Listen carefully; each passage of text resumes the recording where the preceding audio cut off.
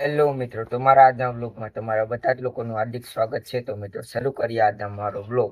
તો મિત્રો આપણે અત્યારે સવારમાં પહોંચી ગયા હતા ખેતર, અને ખેતર આપણું કામ હતું જ્યાં ચેક કપાસ્યા નથી ઉગ્યા ને ત્યાં ચેક કપાસ્યા પૂરવાના. તમારે કપા કેવડો કેવડો થયો તે કોમેન્ટ કરો મિત્રો. જો મિત્રો તમારા ખેતરમાં પણ વરસાદના કારણે આવું ખડ થઈ ગયું હોય તો મિત્રો તમે પણ આ ખડને અમારી જેમ દવા છાંટીને બાળી શકો છો. અને આ દવાથી કપાને કોઈ પણ જાતનું નુકસાન થતું નથી અને ખડ સાવ જડમૂળથી બળી જાય છે. તો તમે વિડીયોમાં જોઈ શકો છો કે ખડ કઈ રીતે બળી ગયું છે.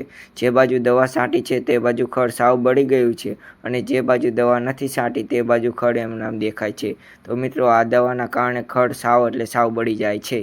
જ્યારે મિત્રો હું મારા ખેતરમાં કપાસિયા પૂરી રહ્યો હતો ત્યારે મને ટીટોડીના 3 ઈંડા દેખાય છે, અને તે ટીટોડી હવે તે ઈંડા સીવવાની ફૂલ તૈયારી કરી રહી છે. માત્ર થોડાક જ દિવસમાં આમાંથી હવે તેના બચ્ચા નીકળવાની તૈયારી છે.